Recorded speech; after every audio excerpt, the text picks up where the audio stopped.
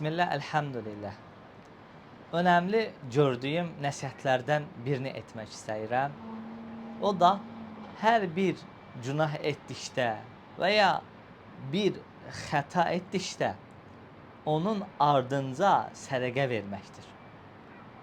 Hədisdə gəlmişdir ki, Allah Resulü sallallahu aleyhi və səlləm buyurur ki, "Es-sadaqatu tutfi'ul xati'ətə kəmə yutfi'ul mə'u nərah."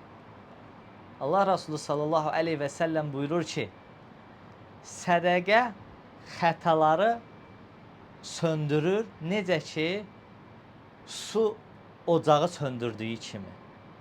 Bu hədisdən görürük ki, sədəqə vermək yaxşılıq etmək deməkdir, ya ibadətdir. Və digər hədislərdə bu hədisə binaən açıqlama verir. Deyir, başqa bir hədisdə Allah Resulü sallallahu aleyhi ve sellem buyurur ki, hər bir günah etdikdə ardından yaxşı əməl edin ki, onu silib aparsın. Və bu hədisdə də, birinci oxuduğumuz hədisdə də sədəqə özəlliklə qeyd olunur. Deməli, bir xəta etdikdə, bir günah etdikdə sədəqə verməyin böyük bir önəmi vardır ki, daha ki o xətanı, o günahını silib aparsın. Barakallahu fikum. Cezakumullahu xayran.